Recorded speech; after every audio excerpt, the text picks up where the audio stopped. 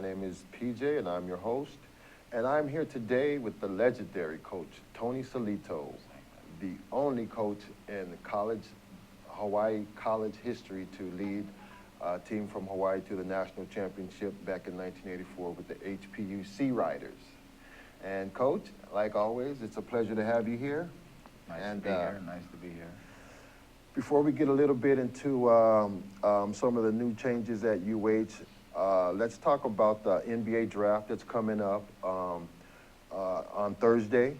To my surprise, a few of the Sports Illustrated and other magazines like that have Allen Williams as high as number 45 prospect, and one guy even has him as the best rebounder in the draft. And then they have Corey Hawkins as low as 84, but in some polls as high as 50, 55. What do you think about Allen Williams, the big guy from UCSB, and his chances of making it into the NBA? And let's talk a little bit about Corey Hawkins and also Isaac Fotu, who's been mentioned on a couple of magazines. Well, you know, the NBA is a pretty good league, as everybody knows. I do a little bit of scouting for some of the West Coast teams. And, you know, everybody has their opinion about how good a player is. Yeah, absolutely. At any level. Right. I mean, you know, you can go, I do the UH basketball games, and everybody speaks differently about the talent that's on the team. So, you know, but I think somebody told me when I first started getting into this game, there's two things that the NBA cares about: size and speed.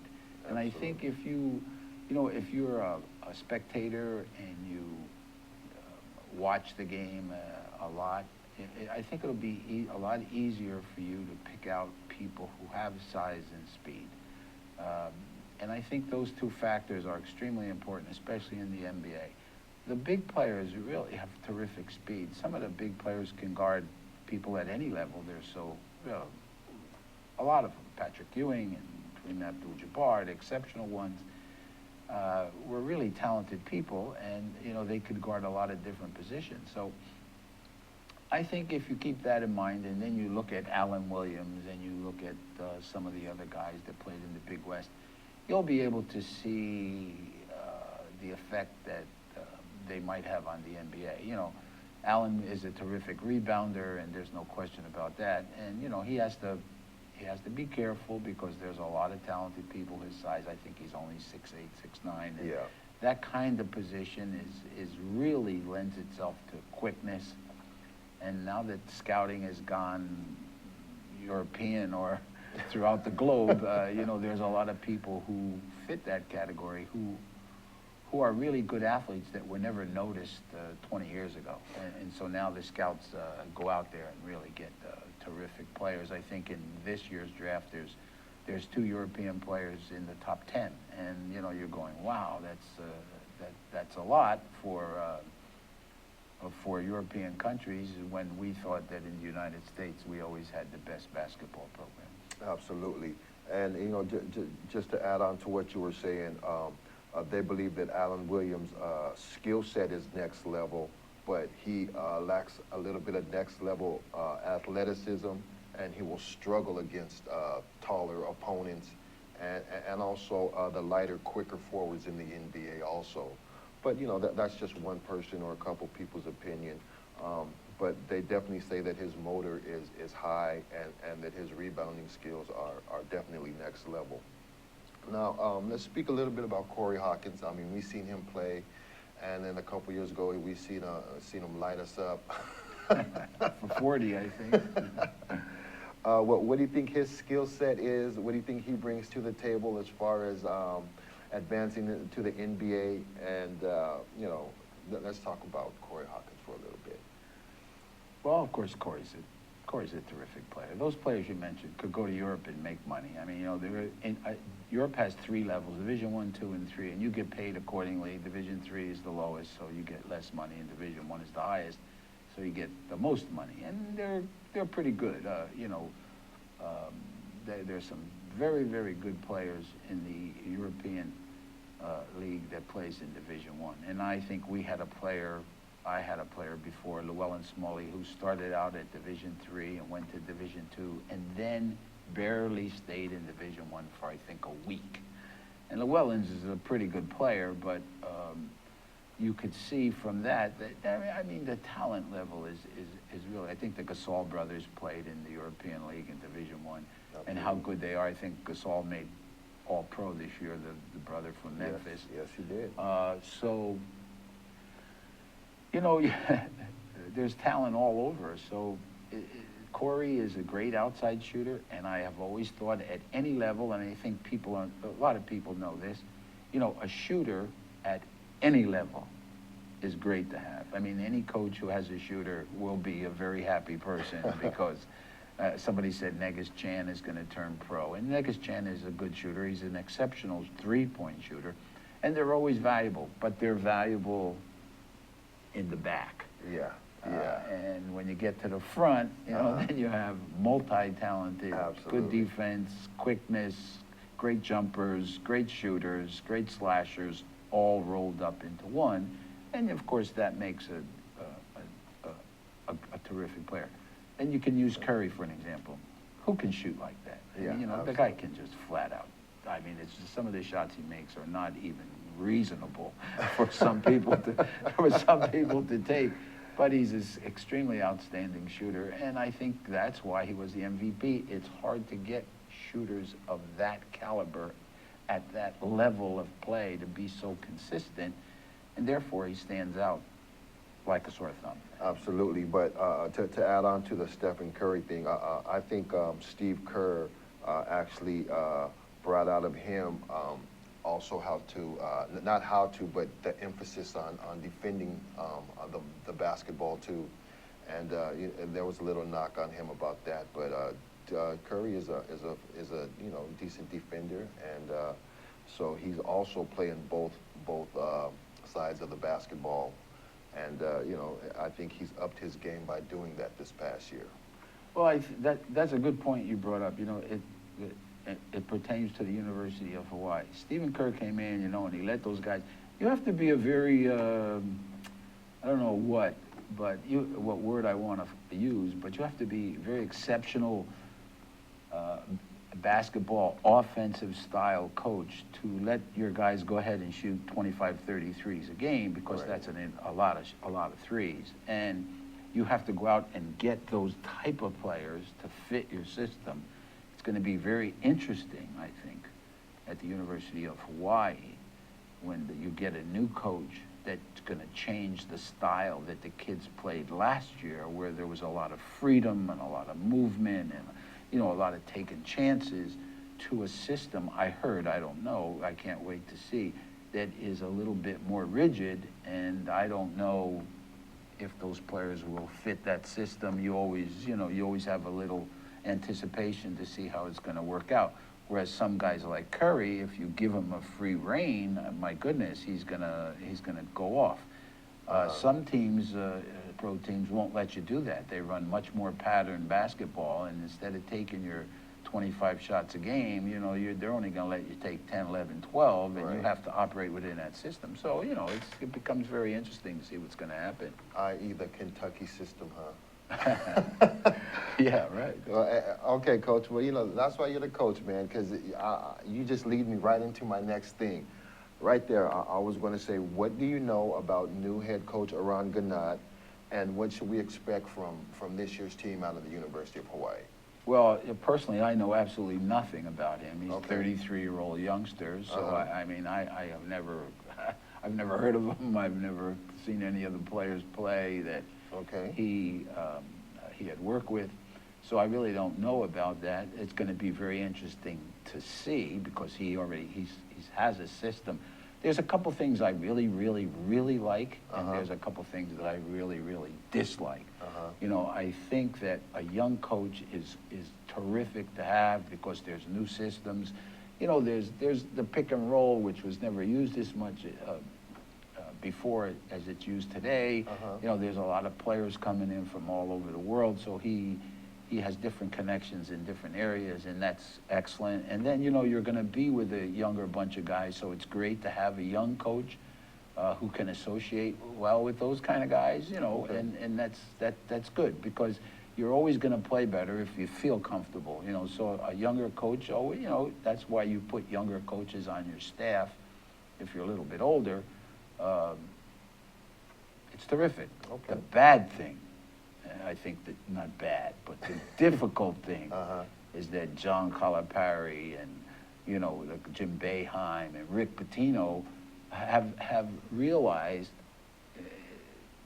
that it's not what you know, it's what kind of players you can get to play. Right, right. I don't care. Basketball's easy to figure out, especially at the collegiate level, not at the pro level so much, but at the collegiate level. If you are more talented than someone else, the chances are you're going to win the basketball game. The coach doesn't have too much to do with it, huh? Well, I mean, the coach has a, you know, of course he has a lot to do with it, Okay. you know, and it makes the guy feel comfortable, and he got in a good system, and the guy is extremely intelligent. But the coach at UH, Gannat, is 33 years old. He's intelligent too. He really knows basketball. He's been around, you know, he knows he knows the way. Right. But Calipari and Rick Pitino, those guys know that they were ex-pro coaches who came back to college, became instantly great recruiters, and figured out, I mean, not figured out, but probably already knew, especially if you go from the pros back to college. Right, right. And they look at that talent and you go, my goodness, I thought I had talent. That's talent. And I think that's happened to me a number of times. I took some teams to Las Vegas when I was a high school coach, and I said, geez, I picked, I can remember we picked the 12 best players in Hawaii. And in a couple of years, we had some terrific players. But then we went to Vegas and played against other high school players. Like, they were like light years. That was ridiculous. They were so good. Right. And I think, you know, that happens. The All-American team in college, you don't see them in the pros. Right. You never see them in the pros. Right. Occasionally, That's I think so in the true. 2013 draft we were talking about yesterday, 3 guys out of that draft, out of the entire draft, became pretty good players. Right, And right. so in baseball, I'm just taking a guess because I really don't know. I used to be a scout in baseball, and I really have lost touch with it. I think there's about 30 rounds of picking players. Actually, it's about 40-something. 40-something? Yeah, Okay. yeah. See, there's more. Basketball, there's 2. Yeah. Because there's only 2 rounds, because you run out of talent probably after the first 25 to play in the NBA. Right. You're not going to find any more. And it's hard to break into that talent pool that's already there, too. I mean, and well, Bennett, the year before last, doesn't even play. I mean, he doesn't even walk on the floor once in a while. Right. The young man from Virginia who plays for the Cleveland Cavaliers, I forgot his name, but he was on the team. This year he played for Virginia last year, and he was a terrific player. Made all ACC. Never got on the floor in the playoffs. Absolutely. So, I mean, you're talking about a terrific talent that is extremely physical and extremely quick, and if you do not fit that style of play and have the intelligence to be able to, you're not going to play. Okay, well, let me ask you this then, Coach. With the departure of Negus Webster-Chan, who do you expect to fill that role, and do you think that was the best decision for him to make to turn pro? Well, I don't know anything about it. I know what some people have told me. I think student-wise, he wasn't that interested in, you know, in going back to school. Okay. I had a great player who played pro ball for the past 25 years, passed away recently, John Strickland. When I recruited him to come over here to play for me, I talked to his mom, and his mom says, listen, Coach, we are not, I know that we're interested in keeping John eligible, but we're not interested in him graduating from college. He wants to play pro ball. Right. So there wasn't that pressure for him to graduate. Right. So he kind of got out, stayed eligible all the time, and then he turned pro, and he was playing pro for the rest of his life, which was a short one, unfortunately, but that's the way it is. And Negus has a lot of talent. You know, he's a good shooter. He's a wonderful guy, you know, and he knows basketball, and I'm sure he'll do fine. But in Europe, he cannot play in the NBA. I don't want to go out on a limb, because it's not going out on a limb. He can't play in the NBA. Okay. That's simple fact. Okay. And, you know, I think he lacks a little speed. And, you know, however, hey, monkeys fall out of trees all the time. So you never know. And I think that a lot of people are always, you know, in baseball and football and basketball draft, always picking somebody and saying, Okay. you just don't know. You just don't know. I like that kid, and I just don't know. So there's always a chance for everybody. I think it's great. Absolutely, and of course we don't know anything about, you know, his personal family or anything, or the reasons why he chose to do that. We are here with legendary coach Tony Sellitto, and we're going to go on a commercial break. You can tweet the show at ThinkTech HI. If you have a question for the coach, go ahead and tweet us up. Like I said, we're going to head for a break, and when we come back, we'll be talking some more UH basketball with Coach Tony Sellitto on the other side. Hawaii Sports Update. Hi, I'm Donna Blanchard. I'm the host of Center Stage here on ThinkTech Hawaii. Center Stage airs every Wednesday at 2 o'clock, and of course you can check out our archives on YouTube or on ThinkTech Hawaii anytime you like. Why should you do that? Because this is an arts show that I believe is making a difference in lives. We talk with artists of various ilk. We talk with painters and writers, playwrights, novelists, poets, sculptors, dancers, you name it, directors, actors, of course.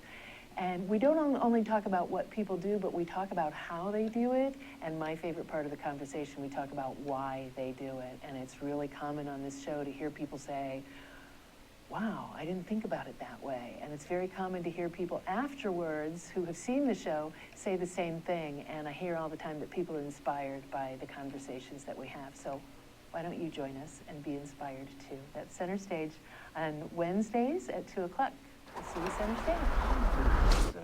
Welcome back to Hawaii Sports Update. We are here with the legendary Coach Tony Sellitto, and we got the Twitter machines going already. And this first tweet is, of course, from my right-hand man, Justin Baptiste, and he says, Coach, what's been your most memorable moment in basketball coaching at HPU? Probably the day I got hired. That's one of them. I had to go from high school to college, and that was very memorable. And of course, winning the national championship. I think that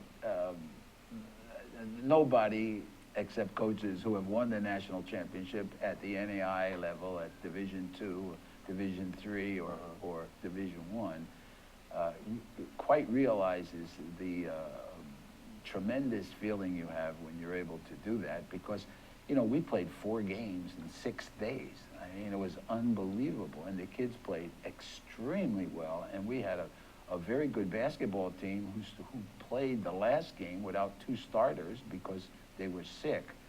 And they won. I mean, and if I told this story before, I told it so many times, I don't know if I told it on your show or not, but Go ahead. we were up in the room talking before the game, and I had Mike Johnson, who's a terrific player, and David Smith, and Lamar Young, and our James Williams had food poisoning, and Roger Huggins was an All-American. He didn't even suit up. He was hurt. And so I was in the room with the guys, and I said, don't worry, we'll be fine. We're going to work tonight, and just stay together. And then they all left the room, and Russell Dunn was my assistant, and Daryl Matsui were there left, and I looked at them and I said, we're going to get killed tonight. and of course they went out and they beat them. And I mean, they beat them not easily, but they kind of were leading the whole game, and they tied it once, and then we beat them. So like I say, you know, monkeys fall out of trees all the time, but I never thought I could win that game without those 2 really terrific players, and one of them was at half strength. So, yeah, they were my memorable moments, that's for sure. All right, so there you go. Of course, getting hired and winning the championship. Now, moving back to UH for a minute, Coach. You know, I know you said you don't know too much about the new coach, Ron Gannett, but what role do you feel that, like Roderick Bobbitt, Aaron Valdez, Stephen Yankovic, and Isaac Fleming, those were four pretty important parts of the team last year. What roles do you feel that they'll be having this year on this year's team? Well, after I talked to somebody about this, I sat down and thought about it for a while, and I think there's always going to be an adjustment period when you get a new coach. That's guaranteed. Absolutely. And so it's going to take time for him to get his system placed, and then believe me, from November till the first game is not enough time. That is not enough time. Enough time is when you have a bunch of seniors playing for you, and they've been with you for 2 or 3 years, and you can tell them anything, and they're no problem, coach. We'll take care of it. Right. But with a new coach and a new system, it's going to take a time for people to adjust to that, and I think fans have to adjust to it, and people who announce the game have to adjust to that too. And so we'll see what happens. It's going to be kind of hard to say it's great or not until you get to see the product on the floor. And believe me, that product, no matter what anybody says, that's the product of coaching. So that's the coach's job. No matter how many good players you get, you have to point them in some kind of direction, like Kentucky, and they have to play some kind of style, and that kind of style is going to be predicted by the coach. So I can't wait to see how it works out. It's going to be a lot of fun. Absolutely. Now, last year, of course, they came up 22 victories, and they have the core of that team coming back. But like you say, it might be different coaching styles. We don't know. That's what the mystery of the whole season is going to be about. But, I mean, not to put a number on this team, but do you expect this team to be fairly successful? I would, because they won 20 games, like over 20 games last year. So I would assume they're going to be successful. They're going to be confident, that's for sure. And they're going to say, well, if they could adjust last year with the situation last year. Absolutely. I'm sure they're going to be able to adjust to a new system this year. But after going through one system and then go to another system, and a lot of them are 2-year players, like Bobbitt, it's kind of hard. But, they're talented. The 4 guys you mentioned are extremely talented and were extremely sought after by other schools. So I'm sure they'll make the adjustment, and hopefully they'll be successful with it. But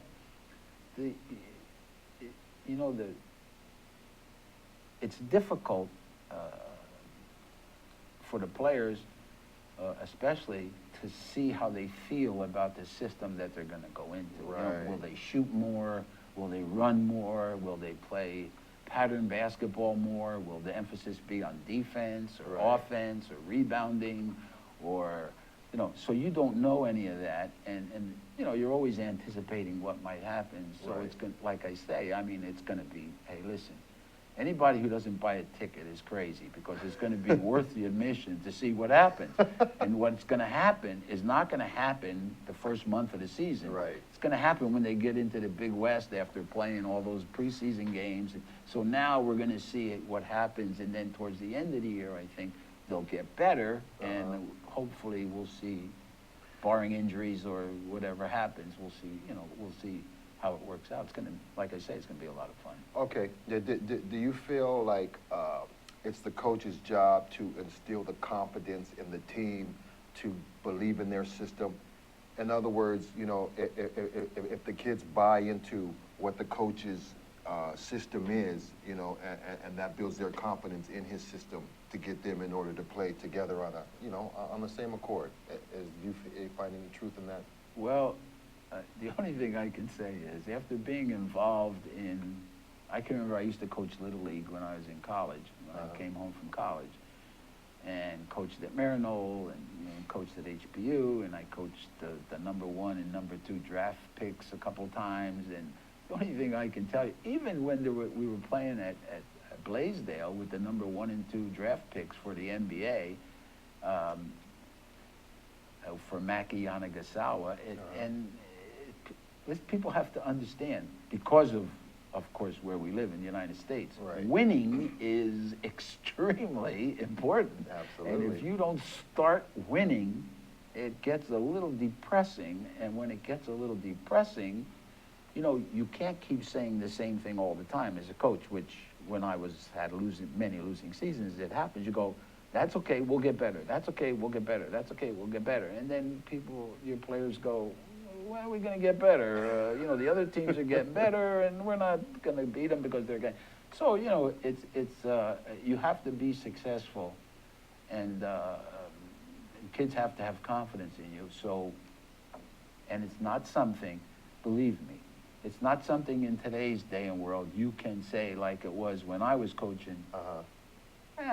Maybe 4, 5, 6 years, 7 years down the road, we'll be all right. You aren't going to get 4 or 5 or 6 years down the road. You're going to get fired. Right. As if you lose, you're going to get fired. Right. The coaches get hired to get fired. Absolutely. And so you have to come out winning because that's the way it is today. And I don't know if that's great or not great, but it's different. Well, that's one thing I respect. You were at HPU for 13, 14 years. You know, coaching is like, it's like managing a restaurant almost. It's like just a revolving door, you know. But the special coaches and the good coaches who find longevity, I have to respect that because I know how the business is as far as coaching being a revolving door. Now, real quick, Coach, do you think Roderick Bob is going to get 100 steals this year? Well, I don't know if they play that kind of defense. You know, he gambled a lot last year. I watched him gamble all the time, and he's a great gambler. He has tremendous anticipation, and he has very, very, very quick hands. And if they turn him loose like that, he's very dangerous. And so is Fleming, and so are some of the other guys. Valdez, they're out there looking to disrupt your offense. Right. Now, that's the way they were taught to play. That's the way they said, this is what we're going to do. Now, we'll see whether you can do that now because it's a different style, and I have no idea what's going to happen, and I can't wait. Okay, let's go back to the tweet machine right here from HPU, the old alma mater, Coach. And it's Hawaii Pacific University. FYI, Coach Sellitto and the entire NAIA National Championship basketball team are HPU Hall of Famers. Aloha at ThinkTech Hawaii. Coach, what do you have to say about that? Well, I think any team that wins the national championship should be in the Hall of Fame.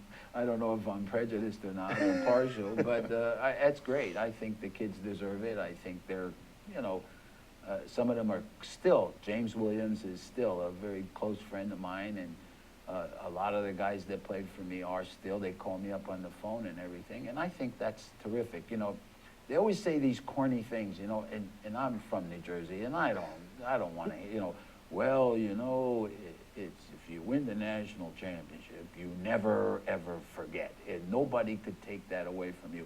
And I thought, as growing up in coaching, a corny thing to say. You know, come on. They can't take it away from you. However, after I won, it was a little bit different because I said, now you can't ever take that away from me. And the guys, so, you know, the guys and I are pretty happy because the first thing, you know, I won a national championship. What did you ever do? You know, so you know it's different after you win, and it's really great. It's great for the kids, and it's great for the coaching staff. It didn't sound so corny, did it? No, it didn't sound corny at all. No. Wow. Well, you know, we are here with the legendary Coach Tony Sellitto. If you have any more tweets, just go to ThinkTech HI and tweet up the coach. Coach. They have a couple of new recruits here at UH. I'm not sure if you're familiar with them. The guy out of Arizona State, Sai Tumala, 6'6", and he also played at Salt Lake Community College. He's a forward. And of course, Aron Ganot's first recruit is Bryce Kanda, Central Wyoming. And it looks like this guy can fill it up, you know, which is important. And it also looks like he can play both guard positions. How important is that? You know, in this new era of basketball that we have, that the point guards are now the top scorers as well as can play both positions. How important is that? Well, I went to junior college myself. Absolutely. And I think very highly of junior college players because they're always older, and so they have, you know, that kind of experience, and they can handle it. But I found out immediately that junior college players need time to adjust to where they are. Hawaii is a very difficult place to come and play, not because it's not beautiful, because it is beautiful. And, you know, the That's the guys problem. are out there looking at the ocean and looking at everything, and they're going, wow, this place is so nice. So they have to settle down and settle in and realize that, you know, all the guys that play basketball don't come from from Hawaii, and there's great competition here. So, like I said before, some of the players that UH has are gonna do really well because they've been here for a while, and then some of these new guys that you just mentioned, they're gonna need time to make the transition to Hawaii itself, and then basketball, because you know you have to get used to Hawaii first, and the kids, The environment, you know, the culture. absolutely, the Yeah. dorm, and you know, Yeah. it's just a unbelievable situation. And I was telling the people before, I told my wife, listen, you know how hard it is to be able to just come from somewhere here. Yeah. It's not easy. It's a whole new way of everything. It's a different culture, different food, different attitude forever about everything. Oh yeah, don't worry, I'll be there. Oh, don't worry, I'll get there. Hawaiian time. Hawaiian time. So it's different. It's much different Yes. from anywhere else. And I like I say, I look forward to seeing what happens with the new guys, because it'll take them a little while. Yeah, absolutely. Well, you know, hopefully that they'll be able to mesh together. You know, Sai Tumala is a Polynesian guy, and you know, he Salt Lake Community College is in Utah, which is a high Polynesian population, and probably has some cousins over here. Probably, no question. But, you know, it's going to be interesting to see how these guys are going to mesh. And, of course, you know, like you say, Bobbitt, Valdez, Yankovic, Fleming coming back, and even Jovanovic, Quincy Smith. You know, it's going to be interesting to see how these new guys mesh in, not only with the new players, but also with the new system that they're going to be dealt with. And you're going to be right there announcing it. And we did, you know, that you mentioned that. I don't know. They don't tell us anything until probably later on in the summer as to what we're going to do. Okay. But I am going to the NCAA Summer League up in Manoa to see a lot of the players when they come back from vacation, and they'll be playing in the league, and I'll get a look at them and see how they're doing. Okay, absolutely. Well, you know, I spoke to Jeremy Robinson on my radio show the other day, and their team is going to go to Anaheim and Vegas, and then when they come back, that's when they expect most of the players to come back in full swing. But, Coach, much mahalo for being here. My It's pleasure. Always my pleasure to have you here, man. My pleasure. Thanks for the tweets on from Hawaii Pacific University. Thanks for the tweets from my right-hand man, Justin Baptiste. And, you know, every time I sit in this chair and talk to you, Coach, I just get more knowledge and appreciation about, you know, just how good of a coach and a better man that you are. And it's my privilege to sit here and interview you. Well, I thank you for that very much, Jeff. Absolutely. This is Hawaii Sports Update with your host, PJ, and, of course, the legendary coach, Tony Sellitto. We're going to cut out of here, and like I always end it, ahui ho.